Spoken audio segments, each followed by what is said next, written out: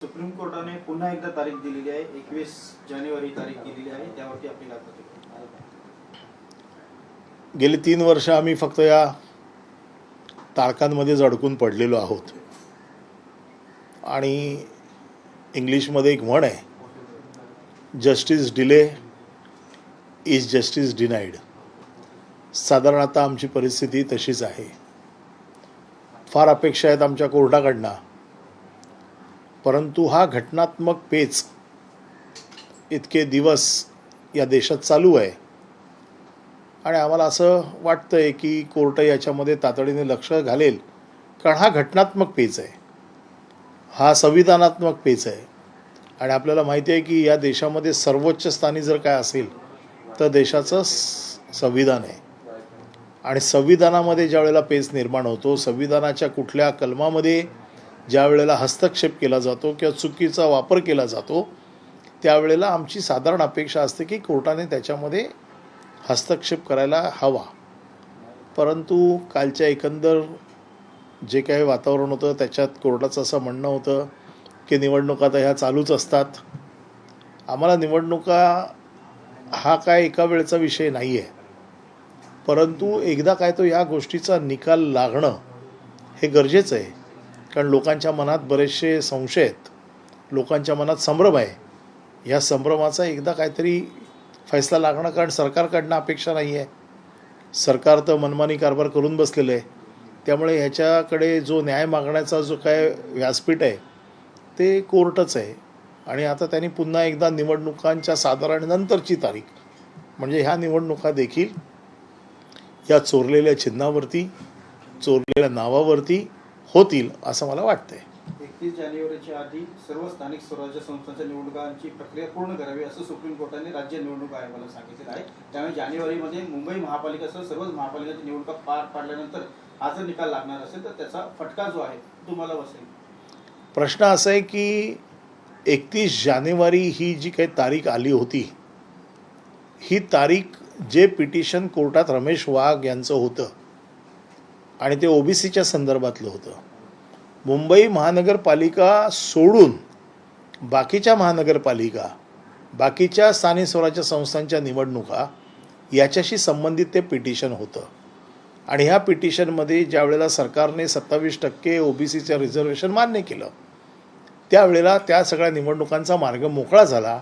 आणि त्या निवडणुकीमध्ये ही जी तारीख आली होती ती सुरुवातीला ऑक्टोबरपर्यंत नोव्हेंबरपर्यंत घ्या अशी आली होती.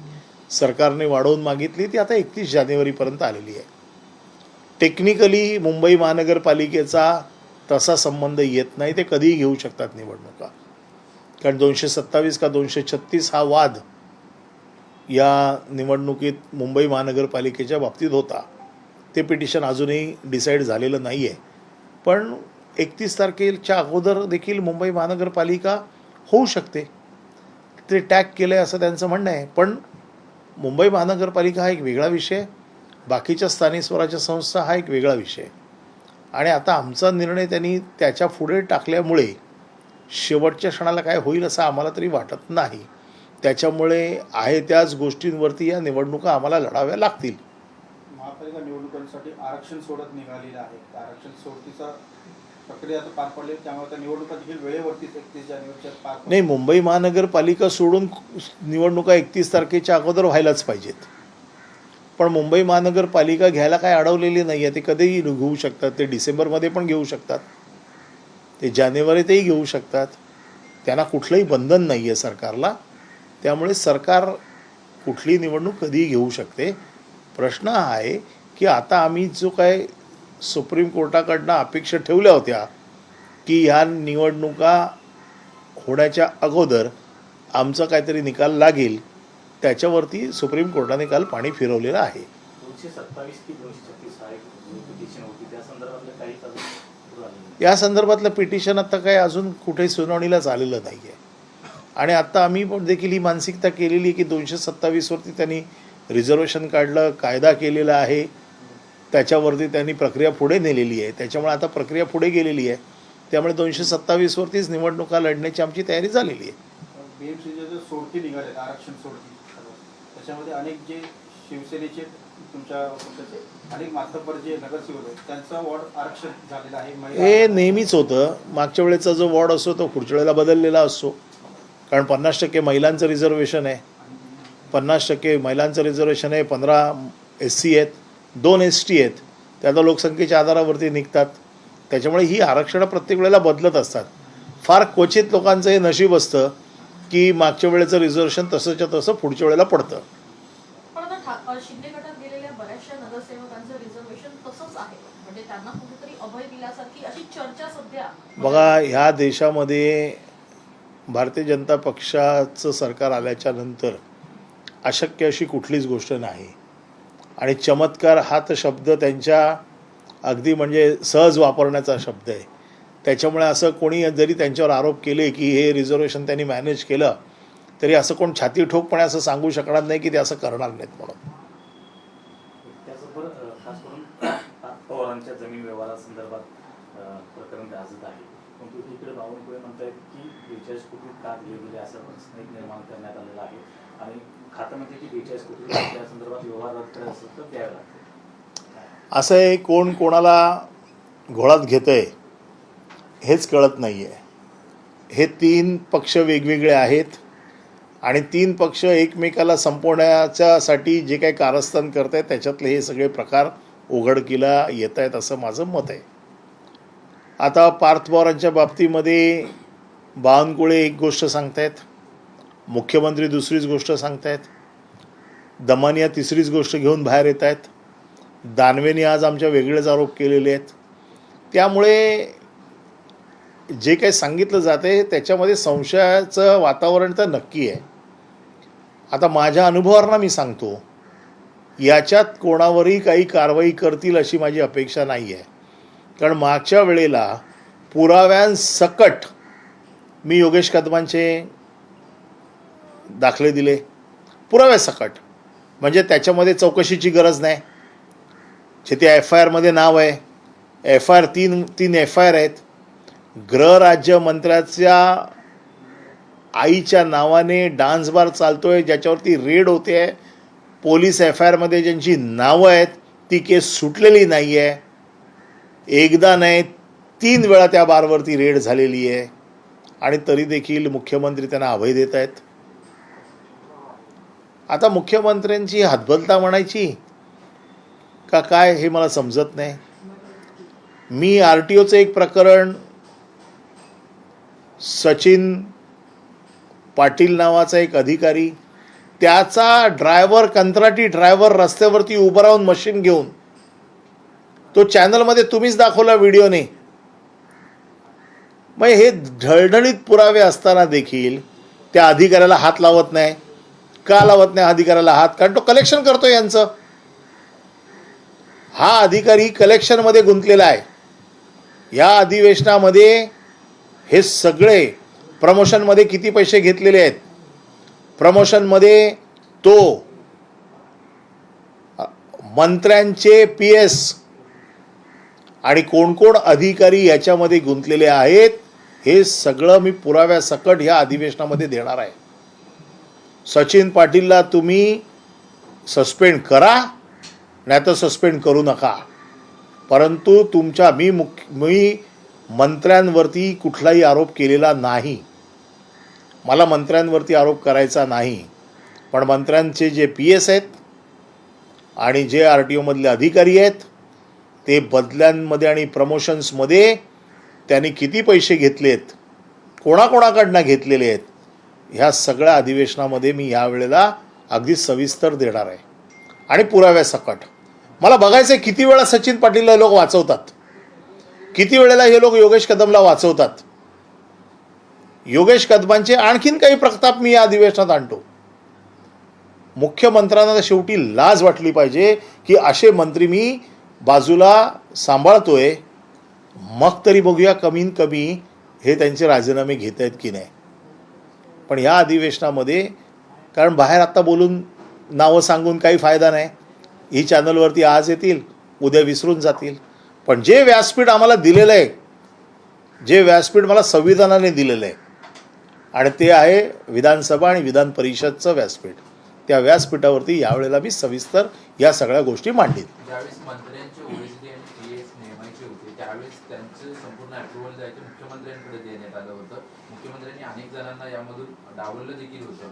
मग आता हे अधिकारी नक्की मग आहेत कोणाचे किंवा कोणाचे? मी आत्ता सांगतो, मी नावं तुम्हाला देतो. या अधिवेशनामध्ये मुख्यमंत्र्यांनी सांगितलेलं आहे की कुठलाही PS किंवा कोण ज्याच्यावर कलंकित नाही अशा PS लोकांची मी नावं देतो की ज्यांच्यावरती सस्पेन्शन झालेलं आहे, ज्यांच्यावरती भ्रष्टाचाराचे आरोप झालेले आहेत, ज्यांना अँटी करप्शनने पकडलेलं आहे, अशा सगळ्या लोकांची नावं यावेळेला मी देणार आहे. ह्या सगळ्या लोकांना मुख्यमंत्र्यांनी वाचवावं. मुख्यमंत्र्यांची वाचवायची चादर फार मोठी आहे, परंतु शेवटी मुख्यमंत्र्यांना अंतर्मनाला देखील विचार करावा लागेल की आपण कोणाला वाचवतोय. आणि त्यामुळे हे येणाऱ्या अधिवेशनात हे सगळे प्रकार आपल्यासमोर येतील. मी आज एवढ्यासाठी नावं सांगत नाही आहे, त्याचं कारण असं आहे, आज नावं सांगितली उद्या हे लोक खुलाशाला येतील. आणि माझं जे हक्काचं व्यासपीठ आहे त्या व्यासपीठावर येऊन मी सांगीन की कोणी कोणी अधिकाऱ्यांनी काय केलेले गडबड, PSनी काय गडबड केलेली आहे. त्याचबरोबर जे काय अजून प्रकरणं आहेत, जमिनीची प्रकरणं आहेत मंत्र्यांची. आता कालच विजय वडेट्टीवारांनी प्रताप सरनाईकांवरती आरोप केलेला आहे. अशी कित्येक प्रकरणं आहेत. आम्ही देखील एक तारतम्य बाळगून सगळं करत असतो, परंतु मला आता मुख्यमंत्र्यांची दया यायला लागलेली आहे की मुख्यमंत्री तरी किती वाचवणार ह्यांना. आणि शेवटी इतके डागाळलेले मंत्री, इतके डागाळलेले अधिकारी मुख्यमंत्री बरोबर घेऊन त्यांची स्वच्छ प्रतिमा राखणार का, हा मुख्यमंत्र्यांना माझा प्रश्न आहे. पवार जमीन घोटाळा प्रकरणी अजित पवार उपमुख्यमंत्री पदाचा राजीनामा देणार होते अशी माहिती समोर आलेली आहे. असा आज अंबादास दानवे यांनी आरोप केलेला आहे. अंबादास दानवे देखील माझे विरोधी पक्ष नेते आहेत. ते देखील एखादी गोष्ट बोलताना जबाबदारीनेच बोलतात. त्यामुळे अंबादास दानवेंकडे ही पक्की माहिती असल्याशिवाय अंबादास दानवे बोलणार नाही, कारण मी अंबादास दानवेंना चांगला ओळखतो. मतदार यादीवरून बरेच आक्षेप घेण्यात आले, परंतु गेल्या 7 महिन्यामध्ये जवळपास 19 लाख मतदार वाढवण्यात आले, परंतु केवळ 4 लाख मतदार जे आहेत ते वगळण्यात आले. त्यामध्ये किती दुबार वगळले किंवा काय या संदर्भात डाटा मात्र अद्याप परिस्थिती नाही. तुम्हाला मी परत सांगतो, इलेक्शन कमिशन काही देणार नाही. आम्ही टाहो फोडून ओरडतोय. दुबार मतदार काढा. आदित्य साहेबांनी तुम्हाला माहिती आहे प्रेझेंटेशन दिलं, त्या संदर्भातली माहिती दिली. एकेका घरामध्ये 40-40 मतदार नोंदलेले आहेत, त्यांची नावं दिली. आम्ही आक्षेप घेतलेले आहेत. आम्ही त्यांच्याकडे जी काही माहिती मागतोय त्याच्यातली एकही माहिती ते आम्हाला देत नाही आहेत. आम्ही जे अर्ज केलेले आहेत त्याच्यावरती काय कारवाई केली याची माहिती देत नाही आहे. आता उद्या 14 तारखेला यादी प्रसिद्ध होणार आहे. उद्या 14 तारखेला आम्ही तर प्रत्येक घराघरात माणूस पाठवतोय, परंतु उद्या 14 तारखेला ज्या वेळेला पुन्हा एकदा यादी येईल, ह्या वेळेला पुन्हा एकदा यादी आमचे कार्यकर्ते घरोघर जाऊन तपासतील आणि त्याच्यामध्ये जी काही माहिती मिळेल ती आम्ही मीडियाच्या समोर आणू. कारण आता इलेक्शन कमिशनवर आमचा विश्वास राहिलेला नाही आहे. मीडियाच्या माध्यमातूनच ह्याला जर कुठे आवाज फुटला तर ही वोट चोरी थांबली तर थांबली. नाही, पण ही 1 जुलैचीच यादी असणार ना, म्हणजे विधानसभेला जी यादी वापरली त्यात फार फेरफार केला असेल आणि 1 जुलैची यादी जी अंतिम. म्हणूनच म्हटलं 1 जुलैच्या यादीवरती जे आम्ही आक्षेप नोंदवलेले आहेत याच्यावरती त्याने अजून काही केलेलं नाही आहे.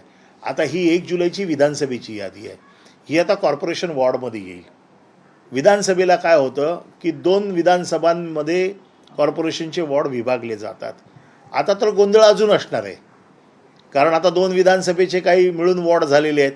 आता आम्ही कॉर्पोरेशन वॉर्ड वाईज यादी तपासू आणि कॉर्पोरेशन वॉर्ड वाईज जी काही विधानसभेला घोळ केला आहे तो परत ह्यांनी रिपीट केला आहे का हे आम्ही बघू.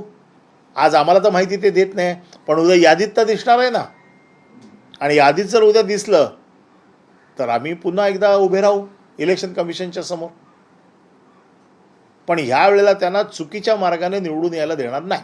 काँग्रेस महाविकास आघाडीमध्ये आता काँग्रेस सध्या तरी आहे, परंतु त्यांनी घोषणा केल्यानंतर देखील एक बैठक झाली. 19 तारखेला पुन्हा बैठक होणार आहे. काय चर्चा? कालची आमची जी बैठक झाली ही नगरपालिका नगर परिषदा एवढ्यापुरता मर्यादित होती. 19 तारखेला जी बैठक आहे ही फॉर्म भरायची 17 तारीख शेवटची आहे. त्याच्यानंतर विड्रॉल आहेत. कुठे काही गडबड असेल, कुठे काही बंडखोरी असेल, त्याच्यातनं काय चर्चा करता येईल याच्यासाठीची ती बैठक आहे. परंतु मनसे असेल नगरपालिका निवडणुकीमध्ये या निवडणुका स्थानिक पातळीवरती लढल्या जातात आणि आम्ही सगळे अधिकार स्थानिक पातळीवरती दिलेले आहेत आणि स्थानिक पातळीवरती त्यांनी कोणाला बरोबर घ्यायचं कोणाला नाही घ्यायचं हे सगळे अधिकार त्यांना दिलेले आहेत. ते वरती विचारून प्रत्येकजण आपापल्या स्थानिक पातळीचा निर्णय अंतिम करेल. पालघरमध्ये बहुजन विकास आघाडी जितेंद्र ठाकूर यांच्याशी सुद्धा तुमच्या पक्षाचं बोलणं चालू आहे. ते म्हणतात मी महाविकास आघाडी आणि मनसेसोबत यायला तयार आहे. बहुजन विकास आघाडी बघा, आम्ही पुन्हा सांगतो की नगर परिषदा नगरपंचायती हा विषय फक्त आत्ता पहिल्या टप्प्याचा आहे. या पहिल्या टप्प्यामध्ये आमचा जो काही निर्णय काल झालेला आहे तो असा आहे की तिथे स्थानिक नेतृत्व जे आहे त्याच्याकडे आम्ही अधिकार दिलेले आहेत. आता ज्या वेळेला जिल्हा परिषदा येतील, ज्यावेळेला महानगरपालिका येतील, त्यावेळेला पक्षाचे नेते याच्या बाबतीतली आपली भूमिका स्पष्ट करतील. धन्यवाद. देश विदेशातील प्रत्येक घडामोडींचे लाईव्ह अपडेट मिळवण्यासाठी आता साम टीव्हीच्या सर्व सोशल मीडिया प्लॅटफॉर्मला लाईक, फॉलो आणि सबस्क्राईब करा. तसंच सर्व नोटिफिकेशनसाठी बेल आयकॉन प्रेस करायला विसरू नका.